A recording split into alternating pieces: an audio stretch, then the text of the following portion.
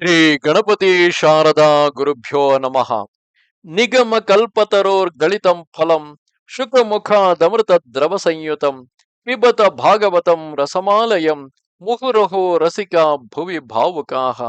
ಶ್ರೋತೃಗಳಿಗೆ ದೇವುಡು ನರಸಿಂಹಶಾಸ್ತ್ರಿ ವಿರಚಿತ ಸಂಗ್ರಹ ಭಾಗವತದಲ್ಲಿ ಇಂದ್ರ ಮತ್ತು ಚಿತ್ರಕೇತುಗಳ ವೃತ್ತಾಂತವನ್ನು ಹೇಳುವ 18ನೆಯ ಅಧ್ಯಾಯಕ್ಕೆ ಸ್ವಾಗತ. ವೃತ್ರನ ವಧೆಯಾಯಿತೆಂದು 3 ಲೋಕಗಳು ಸಂತೋಷಪಟ್ಟವು. ಆದರೆ ಇಂದ್ರನಿಗೆ ದಿಗಿಲಾಯಿತು. ಆತನು ಮೊದಲೇ ಬ್ರಹ್ಮಹತ್ಯೆಗೆ ಹೆದರಿ ವೃತ್ರನನ್ನು ಕೊಲ್ಲಲು ಒಪ್ಪಲಿಲ್ಲ. ಎಲ್ಲರೂ, ದೇವರಾಜ, ಹೆದರಬೇಡ, ನಿನ್ನ ಬ್ರಹ್ಮಹತ್ಯೆಯನ್ನು ನಾವು ಕಳೆಯುವೆವು. ಪರಮಾತ್ಮನು, ಪುರುಷೋತ್ತಮನು, ಈಶ್ವರನು ಆದ ಶ್ರೀಮನ್ನಾರಾಯಣನನ್ನು ಅಶ್ವಮೇಧದಿಂದ ಆರಾಧಿಸು. ಎಂತಹ ಪಾಪ ಮಾಡಿದ್ದರೂ ಶುದ್ಧನಾಗುವೆ ಎಂದು ಹೇಳಿ ಆತನಿಂದ ವೃತ್ರ ವಧೆಯನ್ನು ಮಾಡಿಸಿದರು.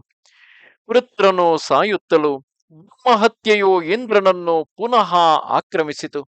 ಇಂದ್ರನಿಗೆ ಸುಖವು ತಪ್ಪಿಹೋಯಿತು.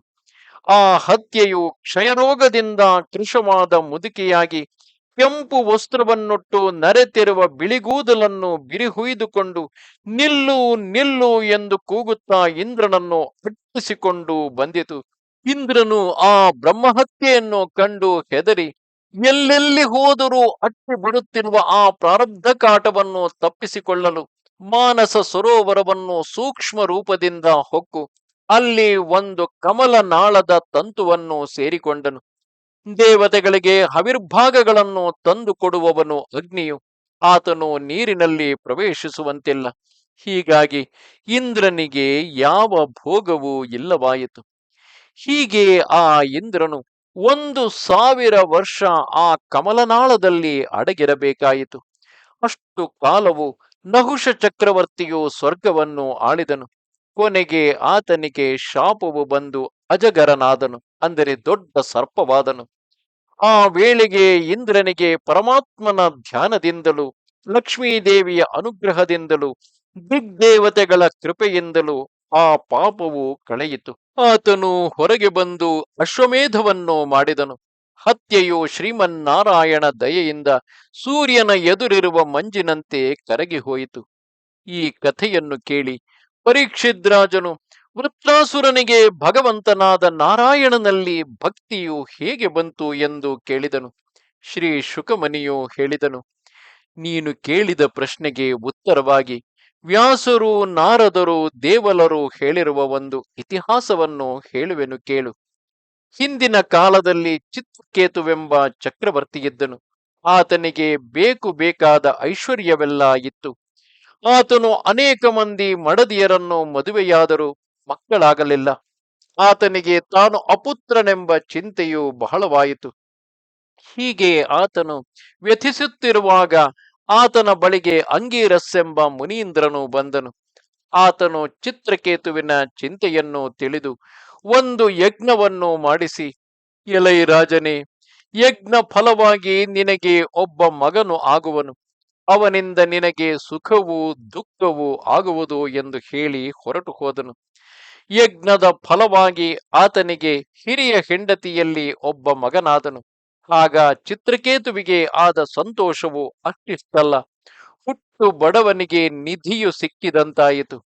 ಆತನಿಗೂ ಆತನ ಹೆಂಡತಿಗೂ ಆ ಮಗುವನ್ನು ಎಷ್ಟು ಮುದ್ದಾಡಿದರೂ ಸಾಲದು.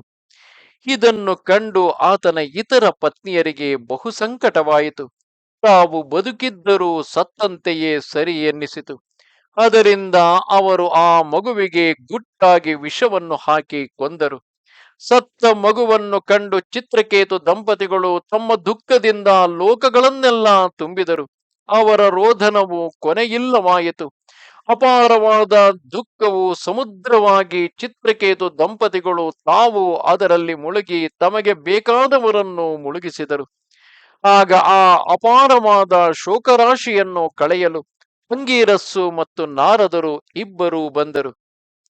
ಸತ್ತ ಮಗುವಿನ ಬಳಿ ಸತ್ತಂತೆ ಬಿದ್ದಿರುವ ಚಿತ್ರಕೇತುವನ್ನು ಒಳ್ಳೆಯ ಮಾತುಗಳಿಂದ ಎಚ್ಚರಗೊಳಿಸಿದರು. ಅರಸ, ನದಿಯ ಪ್ರವಾಹಕ್ಕೆ ಸಿಕ್ಕಿ ಕೊಚ್ಚಿ ಹೋಗುವ ಮರಳಿನ ಕಣಗಳು ಒಂದಕ್ಕೊಂದು ಸೇರುವವು, ಒಂದನ್ನೊಂದು ಬಿಡುವವು. ಎಲೈ ರಾಜನೇ, ಬೀಜದಿಂದ ಬೀಜವು ಹುಟ್ಟುವಂತೆ ತಂದೆ ತಾಯಿಗಳ ಶರೀರದಿಂದ ಪುತ್ರ ಶರೀರವು ಜನಿಸುವುದು, ಜನಿಸಿದುದು ಸಾಯುವುದು. ತಂದೆ ತಾಯಿ ಮಗ ಆದ ಜೀವವು ಶಾಶ್ವತವಾಗಿರುವುದು. ಜನನ ಮರಣಗಳು ಶರೀರಕ್ಕೆ ಅಲ್ಲದೆ ಜೀವನಿಗಲ್ಲ. ಆದ್ದರಿಂದ ಈ ದುಃಖವನ್ನು ಬಿಡು, ಭಗವಂತನಾದ ವಾಸುದೇವನಲ್ಲಿ ಮನಸ್ಸಿಡು ಎಂದು ಬೋಧಿಸಿದರು. ರಾಜನು ಆ ಮಹರ್ಷಿಗಳಿಗೆ ಕೈ ಜೋಡಿಸಿ ನಮಸ್ಕಾರ ಮಾಡಿದನು. ಭಗವಂತನಿಗೆ ಪ್ರಿಯರಾದ ಬ್ರಾಹ್ಮಣೋತ್ತಮರು ಮೂಢರಿಗೆ ತತ್ವವನ್ನು ಅರಿಯಿಸಲು ಭೂಮಿಯಲ್ಲಿ ಸಂಚರಿಸುತ್ತಿರುವರು ಎಂದು ಕೇಳಿರುವೆನು. ಪಶುಗಳಂತೆ ವಿಷಯ ಸುಖಗಳಲ್ಲಿ ಬಿದ್ದು ಬುದ್ಧಿ ಕೆಟ್ಟಿರುವ ನನಗೆ ತಾವು ಜ್ಞಾನದೀಪವನ್ನು ಕೊಟ್ಟು ಕಾಪಾಡಿದಿರಿ. ತಾವು ಯಾರು ಎಂದು ಕೇಳಿಕೊಂಡನು. ಆಗ ಅಂಗೀರಸ್ಸು, ಎಲೈ ರಾಜನೇ, ನಿನಗೆ ಪುತ್ರನಾಗಲೆಂದು ಯಜ್ಞ ಮಾಡಿಸಿದವನು ನಾನು. ಈತನು ಬ್ರಹ್ಮಪುತ್ರನಾದ ನಾರದ ಮಹರ್ಷಿಯು. ಪೂರ್ವ ಕರ್ಮದ ವಾಸನೆಗಳು ಮನಸ್ಸಿನಲ್ಲಿದ್ದು ವಿಷಯಗಳ ಕಡೆಗೆ ಮನಸ್ಸನ್ನು ಓಡಿಸುವವು. ಮನಸ್ಸು ಆ ವಿಷಯಗಳನ್ನು ಧ್ಯಾನಿಸಿ ಧ್ಯಾನಿಸಿ ಅದನ್ನು ಪಡೆಯುವುದು. ಹಾಗೆ ಸಿಕ್ಕಿದಾಗ ಸುಖ, ಅದು ಹೋದಾಗ ದುಃಖ ಎಂದುಕೊಳ್ಳುವುದು ಮನಸ್ಸಿನ ಲಕ್ಷಣವು. ಈ ಮನಸ್ಸೇ ಶರೀರವೇ ನಾನು ಎಂಬ ಭ್ರಾಂತಿಯನ್ನು ಹುಟ್ಟಿಸುವುದು. ಅದರಿಂದ ನೀನು ಮನಸ್ಸನ್ನು ದಾಟಿ ಆತ್ಮವಸ್ತುವನ್ನು ಸೇರಿ ಶಾಂತಿಯನ್ನು ಪಡೆ ಎಂದು ಬೋಧಿಸಿದನು. ನಾರದರು ಭಗವದನುಗ್ರಹವಿಲ್ಲದೆ ತತ್ವೋಪದೇಶವು ಪುರುಷನಿಗೆ ಫಲಿಸುವುದಿಲ್ಲವೆಂದು ಹೇಳಿ ಆತನಿಗೆ 7 ದಿನಗಳೊಳಗಾಗಿ ಸಂಕರ್ಷಣ ಮೂರ್ತಿಯ ಸಾಕ್ಷಾತ್ಕಾರವನ್ನು ಮಾಡಿಕೊಡುವ ಮಹಾಮಂತ್ರವನ್ನು ಉಪದೇಶಿಸಿದರು. ಅನಂತರ ತಾವು ಹೇಳಬೇಕು ಎಂದಿರುವ ಮಾತನ್ನು ಮೃತನಾದ ಪುತ್ರನಿಂದಲೇ ಹೇಳಿಸಿ ಅವನಿಗೆ ವಿವೇಕವನ್ನು ಉಂಟು ಮಾಡಲಿ ಎಂದು ಆ ಸತ್ತ ಮಗನನ್ನು ತಮ್ಮ ತಪಶಕ್ತಿಯಿಂದ ಬದುಕಿಸಿ ಗೋಳಾಡುತ್ತಿರುವ ಆ ಬಂಧುಗಳನ್ನು ಆತನಿಗೆ ತೋರಿಸಿ ಇವರನ್ನು ಸಮಾಧಾನಪಡಿಸು ಎಂದರು. ಆ ಜೀವಿಸಿದ ಮಗುವು ಆ ನಾರದನ ಮಾತನ್ನು ಕೇಳಿ ನಕ್ಕಿತು. ಇದೇನು ಅಜ್ಞಾನ! ಮೃತನಾದ ಈ ದೇಹವನ್ನು ಬಿಟ್ಟ ಮೇಲೂ ನಾನು ಇವರ ಪುತ್ರನಾಗುವುದೆಂತು? ಈ ಸಂಬಂಧವು ಜನ್ಮದಿಂದ, ಮರಣವಾದ ಮೇಲೆ ನಾನು ನಾನು, ನೀವು ನೀವು, ಇನ್ನು ನನಗೂ ನಿಮಗೂ ಏನೂ ಸಂಬಂಧವಿಲ್ಲ. ನೀವು ದುಃಖಿಸಬೇಡಿರಿ ಎಂದು ನುಡಿದು ತನ್ನ ಲೋಕಕ್ಕೆ ತಾನು ಹೊರಟು ಹೋದನು. ಅದನ್ನು ಕೇಳಿ ಎಲ್ಲರೂ ದುಃಖವನ್ನು ಬಿಟ್ಟು ಸುಖಿಗಳಾದರು. ವಿಷವನ್ನಿಟ್ಟಿದ್ದವರು ತಮ್ಮ ಬಾಲಹತ್ಯೆಯನ್ನು ಕಳೆಯಲು ಯಮುನಾ ತೀರದಲ್ಲಿ ತಪಸ್ಸು ಮಾಡಿದರು.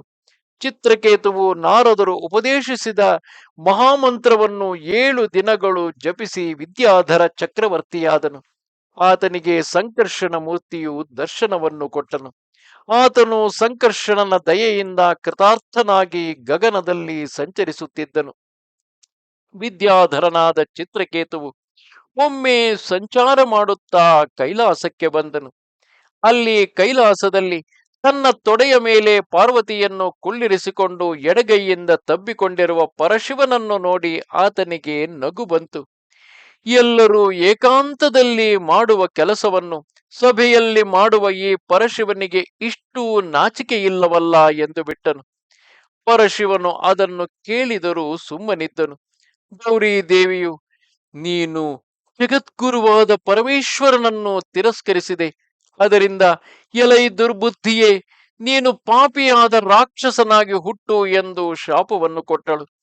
ಚಿತ್ರಕೇತುವು ವಿಮಾನದಿಂದ ಇಳಿದು, ತಾಯೇ, ನಿನ್ನ ಅನುಗ್ರಹವಿರಲಿ, ನನಗೆ ಸುಖ ದುಃಖಗಳೆರಡೂ ಒಂದೇ ಆದುದರಿಂದ ನಾನು ನಿನ್ನಲ್ಲಿ ಶಾಪಮೋಕ್ಷವನ್ನು ಬೇಡುವುದಿಲ್ಲ. ನಾನಾಡಿದ ತಪ್ಪು ಮಾತನ್ನು ಕ್ಷಮಿಸು ಎಂದು ನಮಸ್ಕಾರ ಮಾಡಿದನು. ಭಗವದ್ಭಕ್ತನಾದ ಚಿತ್ರಕೇತುವು ಪ್ರತಿಶಾಪವನ್ನು ಕೊಡಲು ಶಕ್ತನಾದರೂ ಕೊಡಲಿಲ್ಲ. ಆ ಚಿತ್ರಕೇತುವೆ ರಾಕ್ಷಸನಿಗೆ ಪುತ್ರನಾಗಿ ಜನಿಸಿದನು. ಆದರೂ ಆತನಿಗೆ ಭಗವದ್ಭಕ್ತಿಯು ಆತ್ಮಜ್ಞಾನವು ಬಿಟ್ಟಿರಲಿಲ್ಲ. ಇಂದ್ರನು ತನ್ನ ಮಕ್ಕಳನ್ನು ಉಳಿಸದೆ ಕೊಲ್ಲುತ್ತಿರುವುದು ಕಂಡು ತಿಥಿದೇವಿಗೆ ಬಹಳ ಸಂಕಟವಾಯಿತು. ನಶ್ವರಗಳಾದ ಶರೀರಗಳನ್ನು ಸತ್ಯವೆಂದು ನಂಬಿ ಮನಸ್ಸು ಬಂದಂತೆ ನಡೆಯುವ ಇಂದ್ರನ ಮದವನ್ನು ಅಡಗಿಸುವ ಮಗನನ್ನು ಪಡೆಯಬೇಕೆಂದು ಆಕೆಯು ಪತಿಯನ್ನು ಚೆನ್ನಾಗಿ ಶುಶ್ರೂಷೆ ಮಾಡಿದಳು. ಆಕೆಯ ಉಪಚಾರಗಳಿಗೆ ಒಲಿದು, ನಿನಗೇನು ಬೇಕು ಕೇಳು ಎಂದನು ಕಶ್ಯಪ ಬ್ರಹ್ಮ. ಆಕೆಯು ವಿನಯವನ್ನು ಬಿಡದೆ, ಇಂದ್ರನು ನನ್ನ ಇಬ್ಬರು ಮಕ್ಕಳನ್ನು ಕೊಂದಿರುವನು. ಅಂತಹ ಇಂದ್ರನನ್ನು ಗೆದ್ದು ಮರಣವಿಲ್ಲದೆ ಬದುಕುವ ಮಗನನ್ನು ನನಗೆ ಕೊಡು ಎಂದು ಪ್ರಾರ್ಥಿಸಿದಳು. ಆತನು ಯೋಚಿಸಿ, ನನ್ನ ಮಾತು ಸುಳ್ಳಾಗಬಾರದು, ಇಂದ್ರನು ಮಡಿಯಬಾರದು ಎಂದುಕೊಂಡು ಮಡದಿಗೆ ಹೇಳಿದನು. ಎಲೋ, ನಾನು ನಿನಗೆ ಒಂದು ವ್ರತವನ್ನು ಉಪದೇಶಿಸುವೆನು.